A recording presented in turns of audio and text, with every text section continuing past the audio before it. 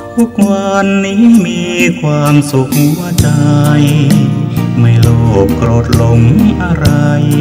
มีธรรมวินัยใส่ใจเป็นสุขไม่โกรธไม่แค้นไม่เกลียดใคร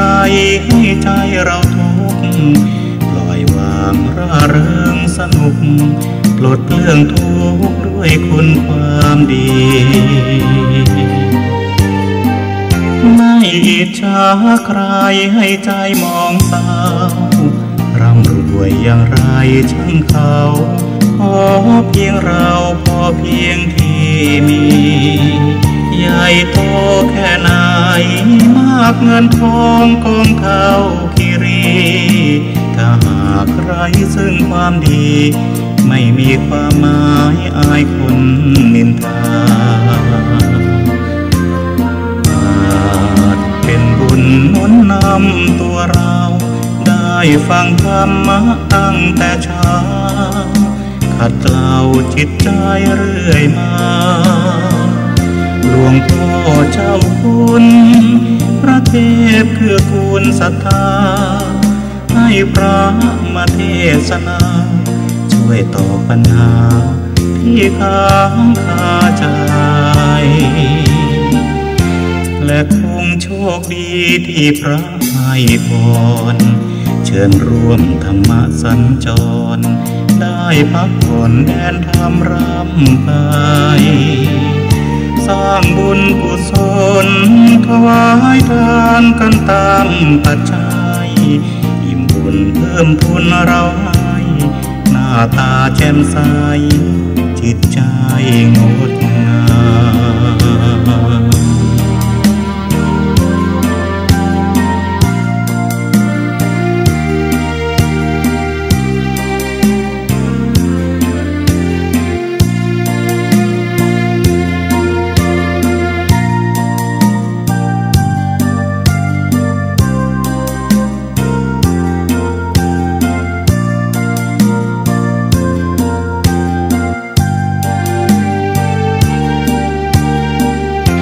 และคงโชคดีที่พระให้พรเชิญร่วมธรรมสัญจรได้พักผ่อนแดนธรรมรำไปสร้างบุญกุศลถวายทานกันตามปัจจัยอิ่มบุญเพิ่มพูนเราให้หน้าตาแจ่มใสจิตใจงดงาม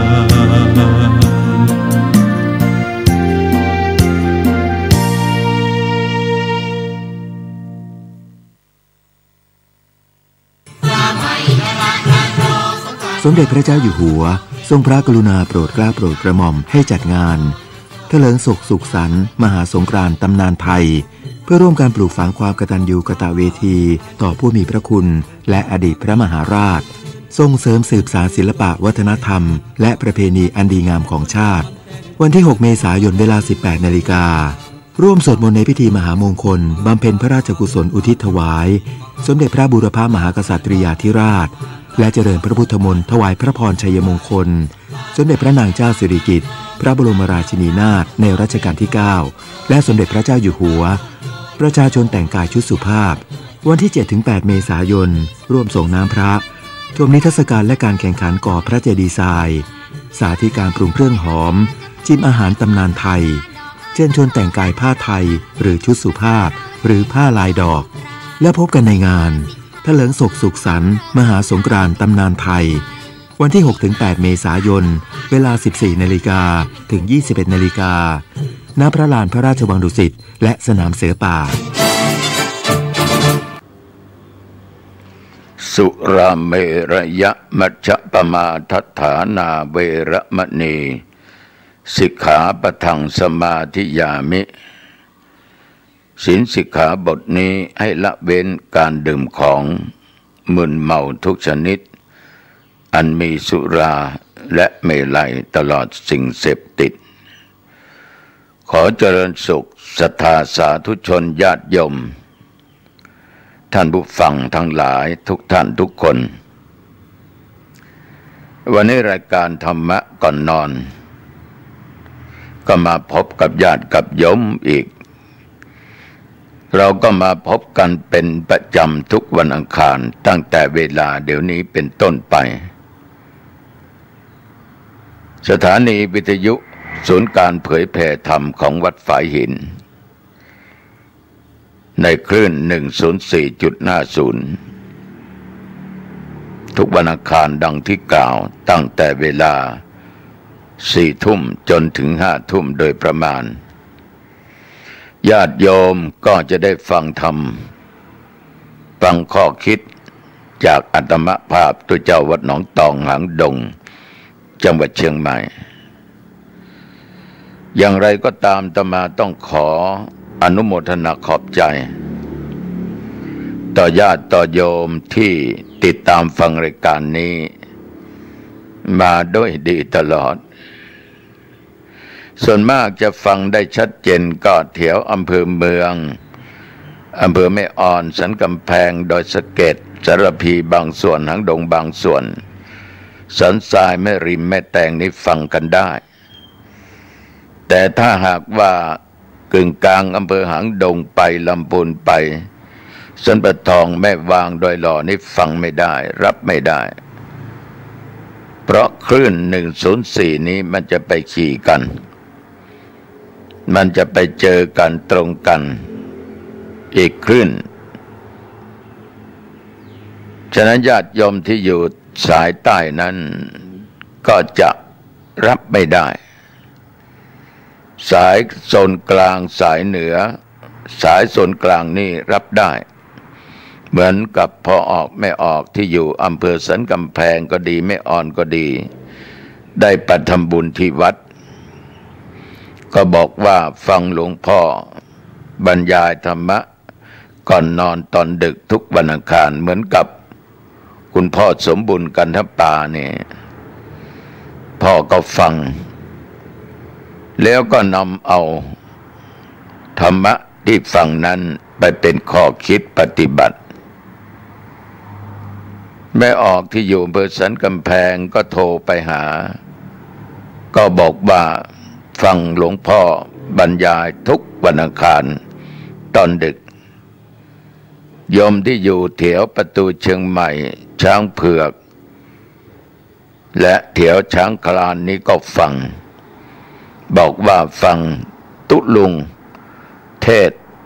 ทุกวันอังคารเวลาตอน4 ทุ่มขึ้นไปของวัดฝายหินอำเภอเมืองเชียงใหม่ก็ต้องขอบใจต่อญาติต่อโยมทุกท่านทุกคนที่ติดตามฟังรายการนี้มาด้วยดีตลอดแต่ก็ต้องขอบใจต่อเจ้าหน้าที่ทุกท่านทุกคนที่ได้อำนวยความสะดวกเก็บเทปเปิดเทปเสียงธรรมะให้ญาติให้โยมทั้งหลายได้ฟังกันญาติโยมทั้งหลายวันนี้มันใกล้สงกรานต์เข้ามาทุกขณะพูดถึงวันมหาสงกรานต์แล้วญาติโยมใครจะเอาวันที่15ก็ได้16ก็ดีนะก็มีญาติโยมไปถามอาตมภาพโทรไปบ้างไปเยี่ยมที่วัดบ้างประเทศที่โน่นที่นี่เหมือนประเทศที่ลำปางนะบ้านหนองห้าญาติโยมก็ถามว่าหลวงพ่อทางเชียงใหม่เอาวันที่เท่าไหร่แต่มาก็ตอบวันที่15วัดหนองตองศรัทธาจะเอาวันที่15และทางลำปางเอาวันที่เท่าไหร่โยมก็ตอบว่าเหมือนกันนะท่านพระครูเหมือนกันก็ไม่อยากที่จะเลื่อนขึ้นเลื่อนลงมันเป็นการไม่แน่นอนก็ไม่เห็นมันไม่ดีตรงไหนว่าเข้าไปนั่นแต่มาก็บอกว่านี่สุดแล้วแต่อะไรก็ตามที่เราคิดว่ามันดีทำแล้วมันดีมันเกิดความสามัคคีขึ้นเราก็ยืดหยุ่นเข้าหากันใครจะเอาวันที่16ก็ไม่ต้องไปว่าเขาใครจะเอาวันที่15คนที่เอาวันที่16ก็ไม่ต้องว่าเขา ก็คอยให้สนับสนุนแต่สำหรับทางวัดหนองตองญาติโยมจะเอาวันที่15แต่มาเองก็ไม่ว่าไงนะยืดหยุ่นคล้อยตามด้วยเหตุด้วยผลหลายอย่างวันที่16ก็เคยเอามาแล้วแต่ว่าญาติโยมหายไปตั้ง 60-70%มาวัดสมมุติว่า200เนี่ยมันหายไป100 กว่า140-50 คนมันจะเหลือ50-60 คนเท่านั้นนอกนั้นหายไปถามว่าเอาคนนั้นไปไหนคนนี้ไปไหนไม่มาหรือกลับแล้วท่านพระครูกลับแล้วกลับเมื่อเย็นวันที่15เมื่อวานแล้วกลับตอนเช้าแล้ววันที่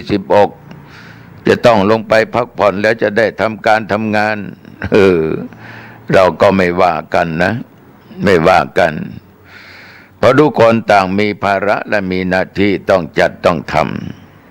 ำอีกประการหนึ่งเอาวันที่16วันที่15บางแห่งวันที่15วันนั้นเขาไปวัดหมด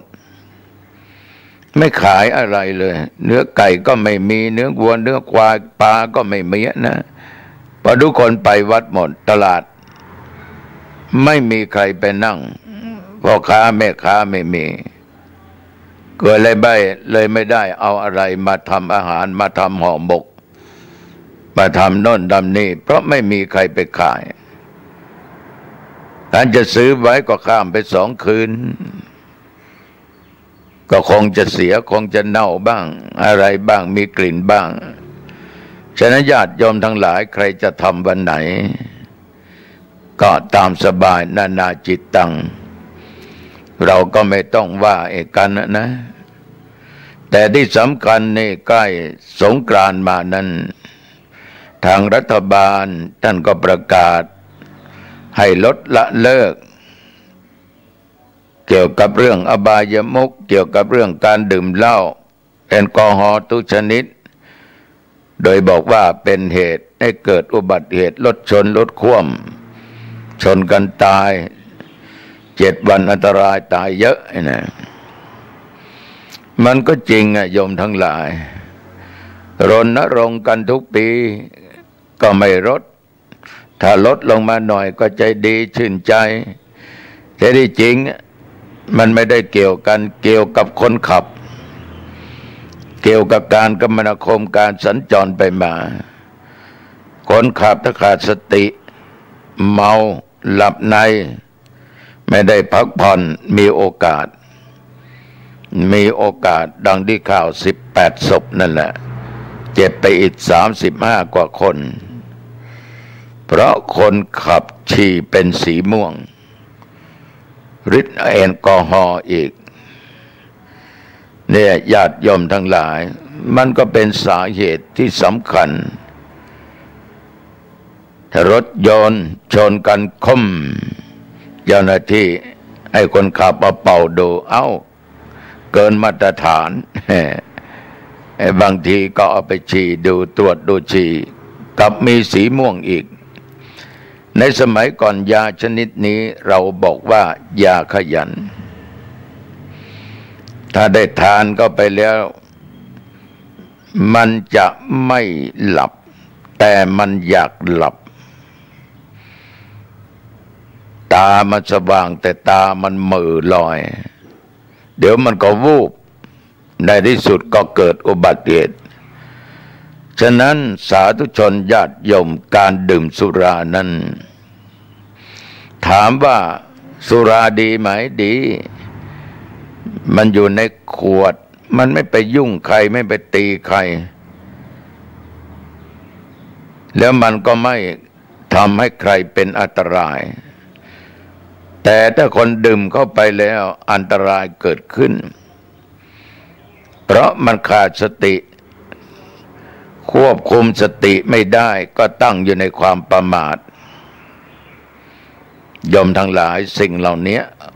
เราทั้งหลายรู้กันไม่เป็นเพียงแต่ตุเจ้าหนองตองนำมาพูดแม้แต่ตุเจ้าพระเนนองค์อื่นก็นำมาพูดแม้แต่ญาติแต่โยมไปที่ไหนเพื่อนฝูงก็พูดให้ฟังแต่ก็อย่างนั้นแหละญาติโยมฟัง เข้าหูซ้ายทะลุออกหูขวามึงไม่ต้องมาสอนกูไม่ต้องมาบอกกูมันเป็นเรื่องของกูกูจะดื่มก็เรื่องของกูกูจะชนตายก็เรื่องของกูไม่ใช่เรื่องของมึง คงจะคิดไปอย่างนั้นนะคงจะคิดไปอย่างนั้นที่คิดอย่างนั้นเพราะขาดสติเพราะความโมโหโทโสจึงว่าออกไปแต่ถ้ามันเกิดขึ้นแล้วมันก็สายเกินแก้อะไรก็ตามมันสายหมดสาธุชนญาติโยมทำให้เสียทรัพย์ยังไม่พอนะเสียเงินเสียทองเสียวัตถุสิ่งของครั้งแรกเขาก็เลี้ยงเราต่อไปเราก็ต้องเลี้ยงเขาเมาเข้าติดเข้าในอย่างหนึ่งนะคนที่ติดเหล้านี่จะไม่ยอมว่าตัวเองติดนะแล้วก็บางคนยังพูดได้ไม่เมารู้ไม่เมามีสติอยู่ไม่ได้เมาไม่ติดจะหยุดเวลาไหนก็ได้จริงมันหยุดเวลาไหนก็ได้ถ้ามันกินแล้วมันเมาแล้วมันก็ต้องหยุดเดี๋ยวมันก็ต้องดื่มอีกเสียเงินเสียทองบางคนฉิบหายวายวอดบางคนถูกคนนั้นโกงคนนี้โกงก็เพราะว่ามันขาดสติมันไม่รู้มันปั่มเป๋อไปหมดปัญญาอ่อนหมดบางคนก็เห็นผิดเป็นชอบเห็นสิ่งดีๆเป็นของไม่ดีบางคนนี่ญาติโยมขนาดพ่อแม่นะมันยังทำร้ายร่างกายได้ทั้งที่เพิ่นเลี้ยงดูมันมาตั้งแต่เล็กจนปัจจุบันยังเตะยังถีบยังชกยังตีอยู่ยังด่าอยู่บางคนนี่ถึงกับฆ่าพ่อฆ่าแม่ได้ทำมาตุฆาตปิตุฆาตได้เนี่ยเพราะอะไรโยมเพราะฤทธิ์ของแอลกอฮอล์มันขาดสติจิตใจมันมืดมันบอดอารมณ์มันรุนแรงเกิดขึ้นมาทำอะไรก็ได้ขนาดว่าผู้เฒ่ามันยังข่มขืนได้น้องของมันก็ยังเอาได้ใครก็ตามถ้ามันเมามันขาดสติมันเอาได้ทั้งนั้นมันไม่นึกถึงศีลถึงธรรมถึงบาปถึงกรรมถึงกฎหมายบ้านเมืองหรอกสาธุชนญาติโยมนอกจากนั้นแล้วเสียทรัพย์ยังไม่พอเสียชื่อเสียเสียงไม่มีใครอยากจะคบคนดื่มจัดนี่ญาติโยมไม่มีความละอายไม่มีความละอายไม่มีความยังอายดื่มแล้วเมาแล้วจะจะอะไรก็ที่ไหนก็ได้จะพูดอะไรก็ได้เพราะขาดสตินอนไหนนอนได้บางคนนี่ข้างทางมันก็นอนหน้าห้องน้ำห้องส้วมมันก็นอนทำอะไรได้หมดจะถอดกางเกงก็ได้ถอดเสื้อถอดผ้าอะไรได้ทั้งนั้นไม่เอาอะไรน้ำลายฟุมปากบางคนก็ออกมาหมาก็ไปเลียปากไม่มีความละอายเพราะมันขาดสติปัญญานั้นมันไม่มีมันไม่ได้คิดอะไรญาติโยมปัญญาเสื่อมสูญปัญญามันหายไปหมดคนเราถ้าขาดสติไม่มีปัญญาสามารถทำอะไรก็ได้ใครจะอุ้มไปวางที่ไหนก็ได้เหมือนข่าวออกทางทีวีผู้หญิงไปกินเลี้ยงไปเต้นไปรำเมาคนนั้นก็ปลอมตัวเป็นกาดเนี่ยชักชวนไปบอกว่าจะไปส่งที่โน่นส่งที่นี่พาเข้าป่าละเมาะไปทำมิดีมิร้ายสู้ก็สู้เขาไม่ได้เพราะมันไม่มีเรี่ยวแรงยอมทั้งหลายมันมึนมันเมามันหมดสติได้ฉะนั้นเหล้าถ้าอยู่ในขวดมันดีถ้ามันไหลลินก็ในลำคอแล้วมันก็มีเรื่องไม่มีความละอายเสียทรัพย์แล้วก่อการทะเลาะวิวาทอันนี้แน่นอนงานแต่งงานทำบุญอายุงานทำบุญฉลองนั้นนี้ถ้ามีเหล้าเข้ามาเกี่ยวข้อง เดี๋ยวเกิดการทะเลาะวิวาทเดี๋ยวเกิดเรื่องเกิดราวญาติโยมทั้งหลายสิ่งเหล่านี้มันเกิดขึ้นเราก็เห็นกันอยู่ตลอดเวลาแต่เรานั้นส่วนมากเห็นแล้วก็ผ่านไปเห็นแล้วก็ผ่านไปไม่ได้นำมาเป็นข้อคิดสะกิดใจไม่ได้นำมาคิดว่ามันจะเกิดผลดีหรือผลร้ายอันไหนมากกว่ากันเราไม่คิดกันขนาดพ่อกับลูกยังตีกันนะต่อยลูกกุยกันแม่กับลูกยังชกต่อยกันผัวกับเมียยังหย่าร้างกันพี่กับน้องยังฆ่ากันตายได้พระสงฆ์กับญาติโยมยังต่อยกันได้สาธุชนญาติโยมฤทธิ์ของแอลกอฮอล์ของเรานี่โทษมันมีบหันต์แต่ในทางพระวินัยสำหรับพระสงฆ์นี่ในปาจิตตี92 วรรคที่ 6แล้วก็ข้อที่ 1ภิกษุรูปไหนรูปใดนะล่วงละเมิดสิกขาบทนี้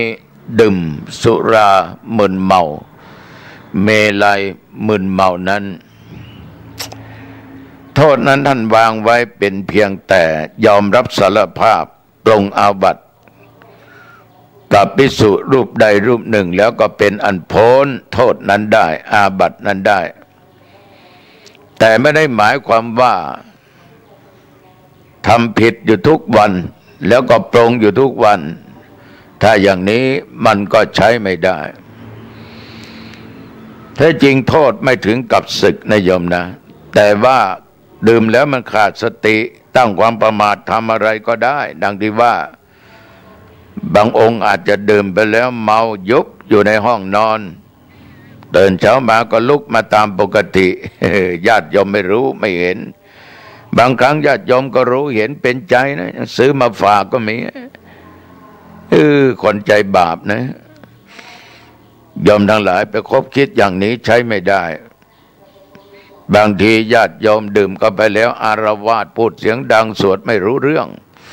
ด่าระรานไปจนชาวบ้านรำคาญบางทีก็ทำร้ายร่างกายพวกเดียวกันพระเนนเถรน้อยเอาออกรถไปซิ่งที่โน่นที่นี่จนเจ้าหน้าที่จับได้มันเป็นเรื่องของโลกวัชชะเป็นเรื่องของชาวโลกติเตียนมันเลยอยู่ไม่ได้ดังที่ภาพปรากฏอยู่ตลอดเวลาเมาเหล้าไปนั่งไปนอนตามใต้เสาไฟฟ้าบ้างใต้ต้นไม้บ้างข้างทางบ้างทางสถานีรถขนส่งบ้างสถานีรถไฟบ้างที่ไหนจิปาถะพูดไม่รู้เรื่องอ้อแอเพราะมันขาดสติกิริยาที่แสดงออกมาในญาติโยมทั้งหลายมันดูแล้วมันไม่เหมาะมันไม่สมชาวบ้านทั้งหลายเห็นก็ติฉินนินทาว่าไปต่างๆนานานี่แหละชาวโลกติฉินโยมทั้งหลายมันก็เลยอยู่ไม่ได้จำเป็นต้องออกถ้ายิ่งไปทำอะไรผิดกฎหมายไปลักไปฆ่าไปมีชู้กับเมียคนอื่นก็ดีโกหกหลอกลวงก็ดีเพราะมันขาดสติทำได้ทั้งนั้นมันก็จำเป็นต้องเอาศึกออกไปเอาศึกออกไปโทษทางพระวินัยไม่ถึงกับศึกไม่หนักหนาปาป้านอะไรหรอกเป็นเพียงแต่ปรงอาบัติก็พ้นไปได้คือเรื่องเหล่านี้ญาติโยมมีสมัยหนึ่งพระผู้มีพระภาคเจ้าได้เสด็จจาริกไปในเจติยชนบทพระองค์เสด็จไปทางตำบลบ้านหลวงงามนะบ้านหลวงงามก็มีคนเลี้ยงโคเลี้ยงวัวเนี่ยยอมทั้งหลายเลี้ยงสัตว์ต่างๆนานาชาวนาชาวไร่ชาวบ้านก็เดินทางพากันไปทำนาบ้างไปค้าไปขายบ้างก็แลเห็นพระผู้มีพระภาคเจ้าเนี่ย กำลังเสด็จดำเนินมาแต่ไกลนะชาวบ้านก็ดีอกดีใจญาติโยมเมื่อเห็นพุทธเจ้าก็ดีใจกับภิกษุทั้งหลายมาก็ดีใจก็ไปกราบทูลพระผู้มีพระเจ้าถึง3 ครั้งว่าพวกข้าพเจ้าทั้งหลายขอพระองค์อย่าได้เสด็จไปยังท่ามะม่วงเลยอย่าได้เสด็จไปทางนั้นเลยพระเจ้าข้าเพราะที่ท่ามะม่วงนั้นมีนาคอาศัยอยู่ในอาสมหรืออาสมของพวกชดินนาคนี้เป็นสัตว์ที่มีฤทธิ์มากพระเจ้าค่ะเป็นอสรพิษมีพิษหลายมากมันจะได้ไม่ทำร้ายพระองค์พระพุทธเจ้าขาขอนิมนต์อย่าไปเลยนะคะชาวบ้านเมื่อกราบทูลอย่างนั้นแล้วพระองค์ก็ได้ทรงดุษฎียภาพคันเมื่อพระผู้มีพระภาคเจ้าเสด็จถึงตำบลบ้านหลวงงามแล้วญาติโยมครั้งนั้นท่านพระสาคตะก็ได้เดินทางผ่านไปทางท่ามะม่วงยังอาสมของชดิน3 พี่น้องแล้วก็ได้เข้าไปยังโรงบูชาไฟปูย่าปูเครื่องราชนั่งบัลลังก์ตั้งกายตรงดำรงสติไว้เฉพาะหน้าญาติโยมนาคนั้นพอแลเห็นท่านพระสาคตะเข้ามาจึงแสดงความดุร้ายขุ่นเคืองโดยการแผ่บังหวนควรขึ้นไปในทันใดแม้ท่านพระสาคตะก็บังหวนควรขึ้นเมื่อนาคทนความลบหลู่ไม่ได้จึงพ่นไฟสู้ในทันทีท่านพระสาคตะก็เข้าเตโชธาตุกสินสมาบัติ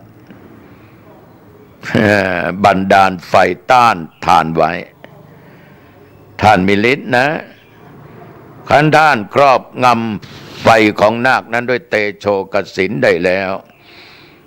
ก็เดินผ่านไปทางตำบลบ้านหลวงงามแม้พวกอุบาสก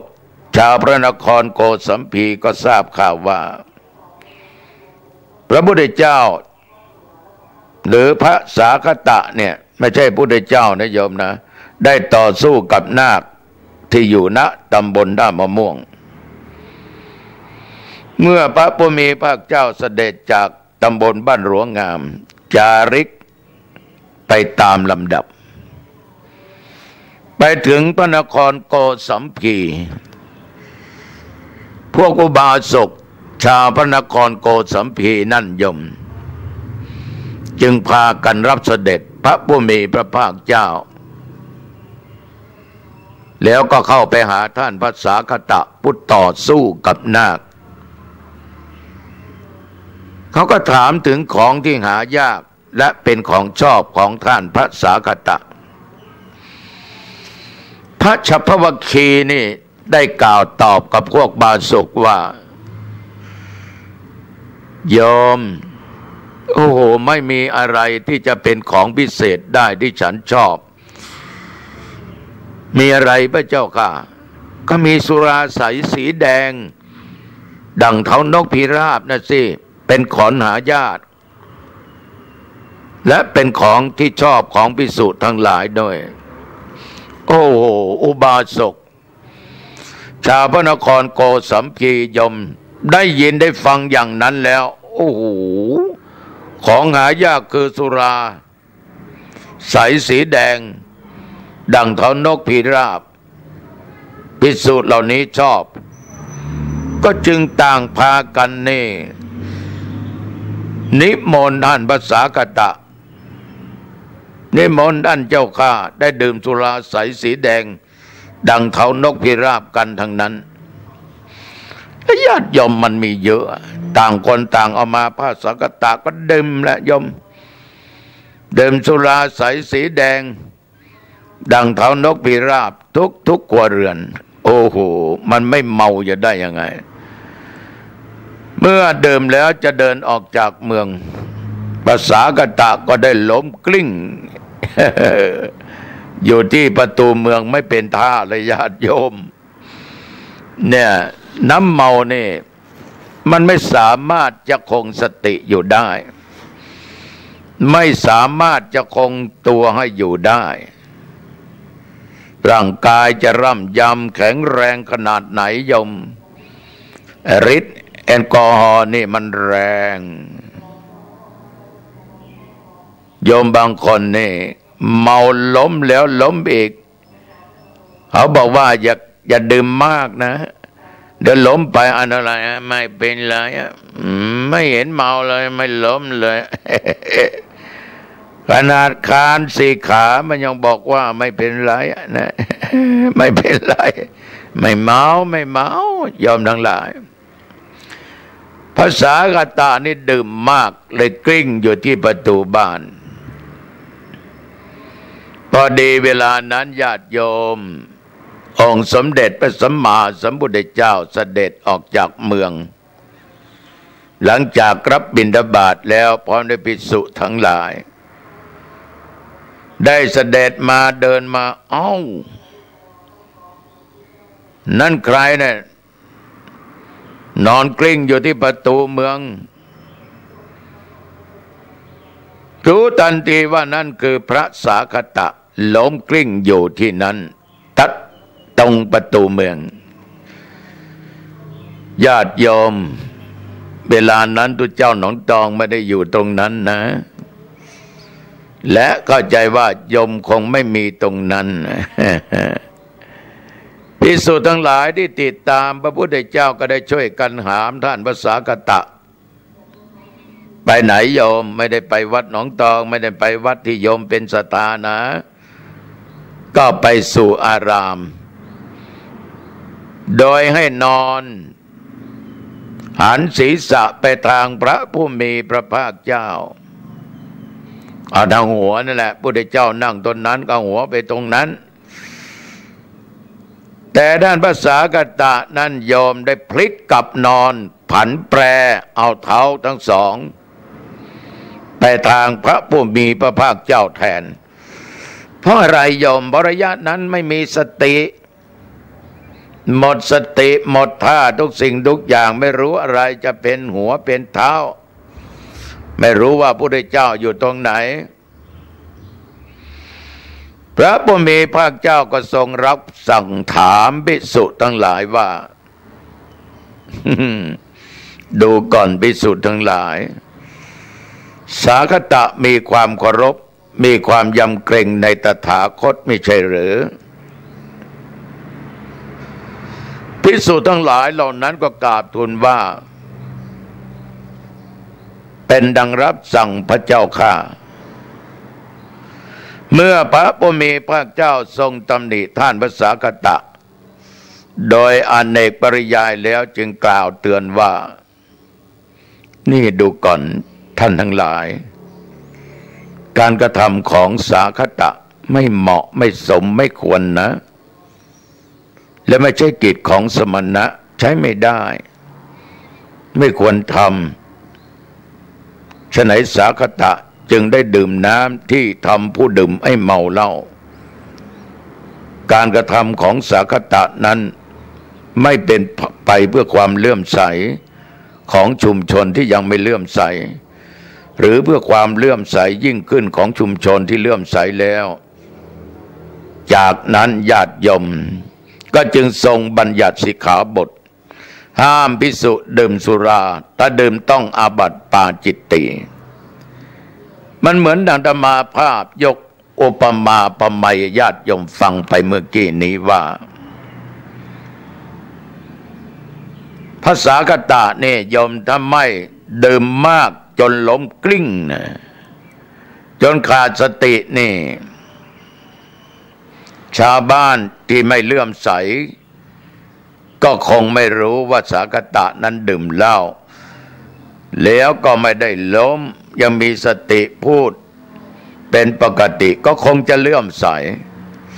แต่ถ้าอย่างนี้คนที่ไม่เลื่อมใสมันก็จะไม่เลื่อมใสเหมือนญาติโยมไปเห็นพระบางองค์ใครบางคนนั่นน่ะดื่มเหล้าจนล้มกลิ้งจนพูดไม่รู้เรื่องโยมก็หมดศรัทธาแต่ถ้าท่านดื่มแล้วโยมก็ไม่รู้ท่านก็เมาเหมือนกันแต่พูดยังรู้เรื่องมีสติสัมปชัญญะโยมไม่รู้โยมก็ยังเกิดศรัทธาอยู่ฉะนั้นสาคตะนั้นทำให้เสื่อมศรัทธาและคนที่ไม่มีศรัทธามันจะไม่มีศรัทธาคนที่มีแล้วก็จะเสื่อมศรัทธาความเลื่อมใสก็เสื่อมลงไปพระเจ้ามองเห็นว่าเป็นสิ่งไม่สมควรยิ่งก็จึงบัญญัติสิกขาบทนี้ขึ้นไว้สาธุชนญาติโยมขันธ์นั้นพระชัพพคีทั้งหลายนั้นท่านเหล่านั้นก็ได้เห็นพระสาคตะนั้นดื่มเหล้าจนเมาและก็บัญญัติเป็นสิกขาบทแต่น้ำที่จะทำให้มึนเมานั้นน้ำที่มีรสหวานเจืออยู่ด้วยธรรมชาติก็ตามน้ำตาลสดก็ยังมีรสเมาอยู่นะโยมนะนิดๆหรือดีเข้าปรุงขึ้นก็ตามเมื่อล่วงเวลาแล้วผ่านการหมักดองรสหวานนั้นกลายเป็นรสเมาแรงหรืออ่อนขึ้นอยู่กับรสหวานที่เจืออยู่มากหรือน้อยนี่เรียกว่าเมลัยเหล้าขาวนะเป็นเมลัยนะหรือของที่หมักที่ดองนะยอมทั้งหลายเป็นเมลัยที่เขากลั่นสกัดเอาน้ำออกเพื่อรสเมาแรงขึ้นตามแต่จะกำหนดว่าเท่าไรเป็นพอดีนี่เรียกว่าสุราทั้งสองอย่างเรียกว่ามัชฌะแปลว่าน้ำยังผู้ดื่มแล้วให้เมาหรือเรียกว่าน้ำเมาแต่ในสิกขาบทนี้เรียกตามประเภทแยกกันไม่เหมือนในที่อื่นยอมทั้งหลายฉะนั้นสาธุชนญาติโยมการดื่มสุราของมึนเมาไม่ว่าจะเป็นพระไม่ว่าจะเป็นคฤหัสถ์ชาวบ้านถ้าใครไม่รู้มีสติไม่ประมาทไม่พลั้งเผลอไม่ไปทำอะไรเกิดขึ้นทางกายทางวาจาทางด้านจิตใจแต่ว่าสิ่งที่จะเกิดขึ้นนั้นดื่มบ่อยๆทำให้เกิดโรค ใครไม่รู้แต่ว่าทำให้เกิดโรคตับแข็งโรคต่างๆนานาก็ทำให้เกิดโรคขึ้นได้อย่างรุนแรงปริศแอลกอฮอล์นี้ไปเผาผลาญญาติโยมทั้งหลายทำให้เกิดโรคท้องพองขึ้นมาตับแข็งและบางคนนี่ไปหาหมอเอ็กซเรย์ดูบอกว่าคุณต้องหยุดนะคุณต้องหยุดนะถ้าคุณไม่หยุดนี่คุณจะอยู่ได้ไม่นานอายุจะสั้นนะไม่เกิน3 เดือนไม่เป็นเลยผมไม่เห็นเป็นไรเลยดื่มมาได้เป็น10 ปีออกไปไม่ฟังไม่เชื่อหมอพระไม่ต้องไปบอกขนาดหมอบอกมันยังไม่ฟังดื่มทุกวันเช้าเย็นไม่ถึง3 เดือนตายบางคนก็พูดว่าตายเพราะเหล้าช่างมันเป็นของรักของชอบจะตายเพราะสุรานี่ช่างมันไม่เป็นไรยิ่งเราเป็นพระไปบอกว่าโยมขอบิณฑบาตนะโยมนะดื่มมานานแล้วได้อะไรขึ้นมาบ้างได้โตได้เมาสนุกลืมทุกข์ลืมยากหมดโตไม่ลองโตไม่รู้เอาจะให้เราลองอีก โยมทั้งหลายคนเรานี่ถ้ามันขาดสติตั้งความประมาทขาดปัญญาจะไปตักเตือนแค่ไหนมันจะไม่ฟังหรอกโยม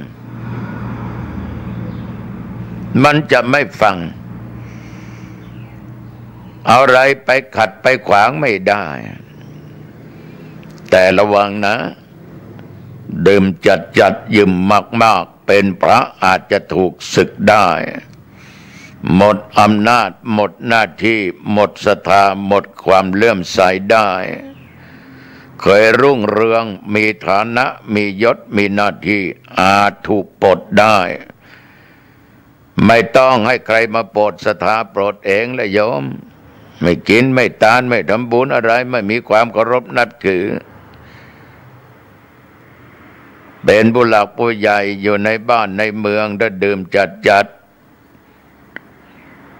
ทำอะไรผิดทางกายทางวาจาทางด้านจิตใจเพราะมันสามารถผิดได้เพราะมันขาดสติไม่มีปัญญา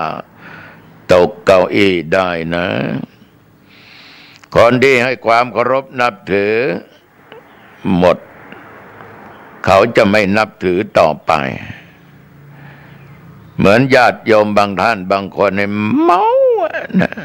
ว่าอะไรก็ว่าไปเมียใครผัวใครไม่เข้าใจกูจะเอาเสียอย่างใครจะทำไม ในที่สุดเสียทุกอย่างเพราะน้ำเมาของมึนเมารวมสิ่งเสพติดทุกชนิดมันไม่ได้ญาติโยมมันทำลายอนาคตทำลายชื่อเสียงทำลายวงตระกูลทำลายทรัพย์สมบัติทำลายหน้าที่การงานหมดทำลายคนที่ยอมรับเคารพนับถือหมดพี่น้องญาติโยมทั้งหลายบางคนมีอะไรขายหมดดังที่เคยเล่าไอ้ญาติไอ้โยมฟังฉะนั้นในสงกรานต์ปีนี้ไปเหนือใต้ตกออกไปทิศไหนก็ตามใกล้ไกลก็ตามจะไปวัดหนองตองก็ดีไปที่โน่นที่นี่โยมจะไปทำบุญอย่าดื่มนะโยมนะถ้าอยากจะหลับเสียก่อนแล้วค่อยไปอ่อนเพลียอย่าไปไหนพักผ่อนอยู่ที่บ้านออกบ้านอย่าดื่มเหล้าดื่มของมึนเมาเสพของมึนเมาไม่ได้มันจะเกิดเรื่องเป็นอันตรายต่อชีวิตเราและต่อคนรอบข้างตัวเราอาจจะเป็นครอบครัวก็ได้ญาติพี่น้องก็ได้ตุเน้นก็ได้ใครก็ได้โยมต้องตั้งใจให้แน่วแน่และเด็ดเดี่ยวว่ากูไม่ดื่มขับรถก็อย่าได้ประมาทอย่าขับเร็วขับช้ามันก็ถึงขับเร็วมันก็ถึงแต่โอกาสพลาดมันมีเยอะคนขับรถขับราไปเหนือใต้ตกออกเดี๋ยวนี้มันไม่ค่อยมีกฎไม่ค่อยมีระเบียบไอ้มันจะแซงมันก็แซงมันจะตัดมันก็ตัดมันมีจิปาถะแล้วคนเราก็อารมณ์ร้อนแดดก็ร้อนญาติโยมทั้งหลายร้อนเผ็ดต้องสู้ด้วยเย็นคือตุเจ้าวัดหนองตองของเย็นคือธรรมะ พี่น้องญาติโยมศรัทธาสาธุชนทั้งหลายตั้งใจเย็นบางทีขับรถตัดกันแซงกันด่ากันชักปืนยิงกันปุ้งตาย ระงับอารมณ์ดีๆนะให้มีขันติความอดทนอดกลั้นมีสติสัมปชัญญะอยู่ตลอดเวลาอย่าได้ประมาทให้มีปัญญาตึกตองพิจารณาดูดีๆโยมไปที่ไหนอยู่ที่ไหนจะปลอดภัยทุกคนทุกแห่งอาลญาติโยมทั้งหลายรบกวนเวลามามากก่อนจะหลับจะนอนพักผ่อนให้ดีปิดประตูบ้านประตูหอเรือนให้หมดหน้าต่างปิดให้หมดเก็บของมีค่าอาบน้ำอาบผ้าเปลี่ยนผ้าเปลี่ยนอะไรยอมทั้งหลายปิดฟืนปิดไฟดับฟืนให้เรียบร้อยเข้าห้องนอนเข้าห้องพระไหว้พระสวดมนต์อรังสัมมาสวากาโตสุปฏิปันโนสวดมนต์นึกถึงคุณแห่งพระพุทธพระธรรมพระสงฆ์กราบ3 ครั้ง กราบอีกหนึ่งครั้งนึกถึงคุณของพ่อของแม่บิดามารดาผู้ให้กำเนิดผู้ให้ชีวิตเลี้ยงดูเรามาจนเรามีทุกวันนี้ทดแทนพระคุณท่านเสียกราบอีกครั้งกราบนึกถึงคนของอาจารย์ที่สั่งสอนเราจนมีวิชาความรู้เป็นครูคนที่สองอุปัชฌยะครูบาอาจารย์ถ้าเป็นน้อยเป็นหนานเป็นตุเป็นเนนนึกถึงอุปัชฌาย์ที่ได้เป็นอุปัชฌาย์เราบวชเราเป็นสามเณรอุปสมบทเราได้เป็นตุเจ้าเป็นพระสงฆ์มีอยู่ทุกวันเพราะเรามีอุปัชฌาย์เป็นผู้สร้างให้เรานึกถึงศรัทธาญาติโยมที่ให้ความอุปการะทั้งเสนาสนะอาหารบิณฑบาตยารักษาโรคเครื่องนุ่งห่มต่างๆญาติโยมก็อุปถากประถามกราบไหว้บูชาอยู่ตลอดเวลาแต่เราเป็นพระเป็นสงฆ์ต้องนึกอย่างนี้ญาติโยมก็ต้องช่วยกันอุปถากอุปถัมภ์บำรุงพุทธศาสนาอย่าละอย่าหนีอย่าห่างอย่าไกลยังพระพุทธพระธรรมพระสงฆ์อย่าหนีอย่าห่างอย่าไกลจากพระสงฆ์องค์เน้นช่วยกันนะโยมนะตัวเจ้าวัดหนองตองกำลังจัดสร้างสถานที่พักใจและสถานที่พักกายโยมมีเศรษฐีผู้ใจบุญไปร่วมกันสร้างเป็นเจ้าภาพเอาสักหลังสองหลังก็ยังดีนะเอาละญาติโยมทั้งหลายเรียบร้อยแล้วตั้งจิตแผ่เมตตาแก่สรรพสัตว์เจ้ากรรมนายเวรเทพาอารักษ์ที่รักษาตัวเองให้สรรพสัตว์ทั้งหลายผู้มีพระคุณทั้งหลายแผ่เมตตาแก่ตัวเองให้มีความสุขความเจริญประกอบด้วยอายุวันนะสุขภละความอดความอยากความทุกข์ความยากความจนอย่าได้เกิดมีแก่เราแล้วทบทวนดูศีลทั้งห้าข้อปานาวันนี้ไม่ได้ฆ่าอธินาไม่ลักไม่โลภไม่โกงกาเมไม่ประพฤติผิดในกามไม่เล่นไม่นอกใจสามีภรรยาไม่เอาของเขาที่เขามีเจ้าของเขาห่วงแหนเก็บมาเป็นของตนไม่พูดปดพูดเท็จไม่พูดปดพูดเท็จไม่โกหกไม่ตอแหลไม่ยุยงไม่ยุแย่ไม่กล่าวว่าคำหยาบไม่พูดเพ้อเจ้อเอาแต่เหตุเอาสิ่งที่มันดีเป็นเหตุเป็นผลที่ดีไม่ดื่มไม่อะไรไม่เสพยาเสพติดยาบ้ายาม้าฝิ่นกัญชาเราเองสำรวจแล้วโอ้โหบริสุทธิ์ผุดผ่องหลับให้เป็นสุขตื่นเป็นสุขนะโยมนะโชคดีนะโยมนะข้อไหนผิดพรุ่งนี้แก้ตัวใหม่เอาโชคดีอายุวันโนสุขังพระลัง